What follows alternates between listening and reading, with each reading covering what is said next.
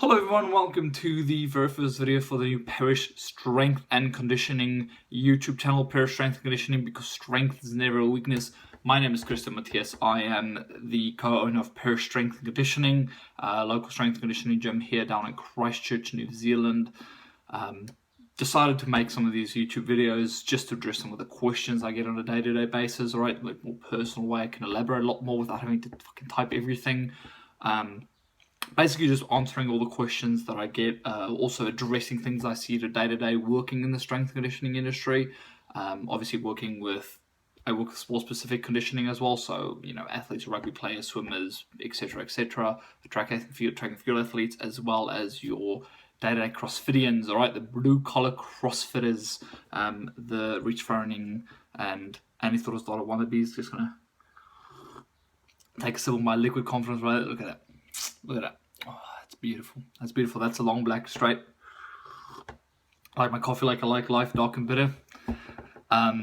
Yeah, so quickly go into this video. If you look in the title of the video, 3 ways to find optimal programming. All right, 3 ways to find optimal programming. Basically what I'm going to be doing, I'm going to be giving you 3 tips and pointers, 3 checklists to find optimal programming.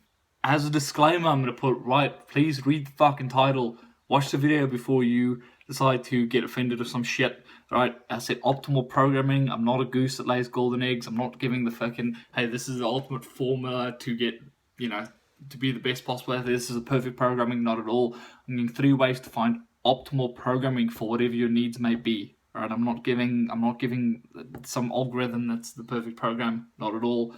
I'm helping everyone, you know, your 9 to 5 CrossFitians, just to find a way, you know, to optimize their programming. Is what you're currently doing the best way to get where you want to be? That's basically what I'm trying to do here, right? So see this a lot in day to day. As a coach, a lot of athletes doing a lot of stupid shit, right? Wasting a lot of fucking time. Going to the gym, you see them doing 3 sets of 11 banded reverse good morning chain kettlebell over its pistols on a fucking ball. Alright, except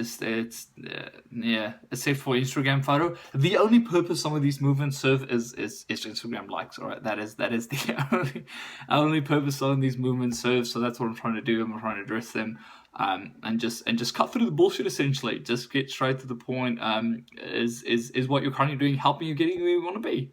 Right, because no one likes wasting. I hear all the time, people are like, oh, I'm busy. You know, fuck, okay, everyone's busy. Don't waste your time doing stupid shit in the gym. Right, so here's how to identify the stupid shit. I wish I should have made that the title of the video, how to identify stupid shit in 3 easy steps.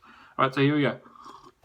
First thing, all right, specificity. All right, is what you're currently doing addressing the need or the goal? All right, so if you're going into the gym, you're serious about your gains, right? You're serious about the results. You have a goal. It doesn't have to be a very intensely specific goal. You just have to know, listen, I'm really shit at squatting. I'm really shit at deadlifting. I'm not very strong, or my conditioning is rubbish. My rowing sucks. My running is horrendous. How do I fix it? All right, so what I'm going to do is I'm going to focus on those things, all right? Because if you want to get better at something, you can do that more often. All right, if you're mid squatting, guess what you're going to have to do? You're going to have to squat more. So if you look at the specificity of the programming, if you want to go squat more, you should not be rowing. All right, if you're a swimmer, if you want to get better at the 50-meter butterfly or backstroke, guess what? You're not going to be doing long jump. All right, as obvious as that sounds, I see this every day, man. People like, I want to get better at squatting, and then they're over there doing single-legged reverse dumbbells shit, and I'm, wow, no. Specificity, all right, is your programming, are you actually doing the thing you want to get better at?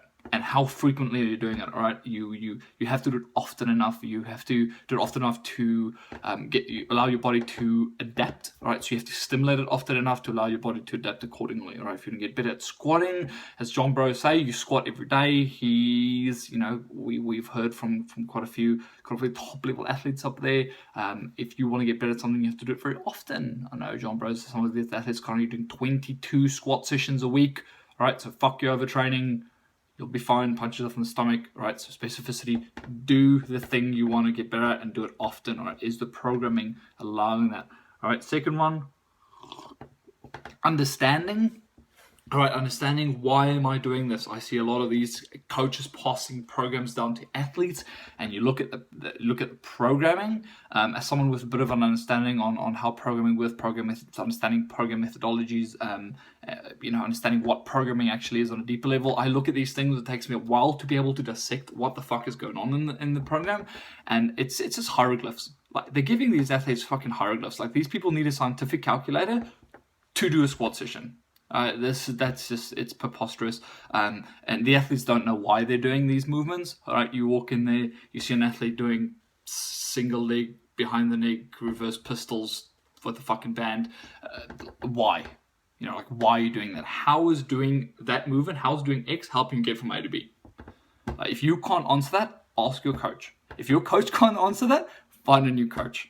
All right, okay, cool. Just because something looks good on paper, because it looks fancy, because it looks like something out of a high school physics book, does not mean it's the most optimal way to get to results. Most of you people who are watching this are still noobs, right? You can pick your nose for time and your squat will go up, but it's not the most effective way to get your squat up. All right, that's just an example. Same goes for sports specific. All right, if you're a swimmer, 50-meter butterfly, you need to be doing butterfly. All right, you don't need to be doing breaststroke to get better at butterfly. Right, it's that 80% of your training should be specific, right? Should be just that one thing you want to get better at. Next one, measure to improve, right? Are you measuring your progress, right? This is actually something I learned when I worked in the sales industry. Are you measuring while you're going through the program, right? So you should be measuring day to day. You should be fucking measuring day to day. You should be. But anyway, let's say, for example, you're week 3 into a 12-week program. Week 3, you should be better than you were week 1. Week 6, you should be better than you were week 1. Week 12, you should be a lot better than you were in week 1. Right? So if you don't measure, where the fuck are you going? Like, if you don't have a starting point, if you don't have a measuring point, how are you going to know if you're improving or not? So measure to improve. Make sure your coach, make sure your program allows you to measure something.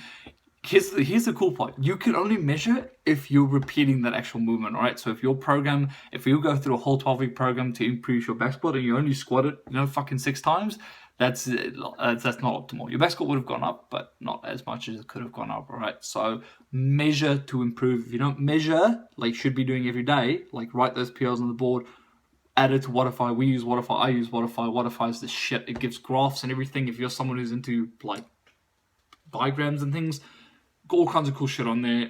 There's apps and things. I'm sure you can find something. It's the 21st century. You can find a fucking app that logs your stuff if you don't want to use a pen and paper to log your shit. Just basically run through those again. Specificity, all right? Do the thing you suck at, all right? Is your program doing the thing you're bad at? Understanding why are you doing this thing? Why are you doing this exercise? If you don't know, ask your coach. If your coach doesn't know, call me. All right, call me. I'll be more than willing to explain to you why you're doing that movement and convert you to my programming. Third one, measure to improve. Make sure your coach allows, your coaching, your programming allows or facilitates measurement. Because again, you got to measure to improve. Right, guys, I've said it before and I've said it again. I've said it 1,000 times in this video. Fuck, you got to measure to improve. If you're not measuring, you don't know if you're improving or not, and then you're just pissing in the wind.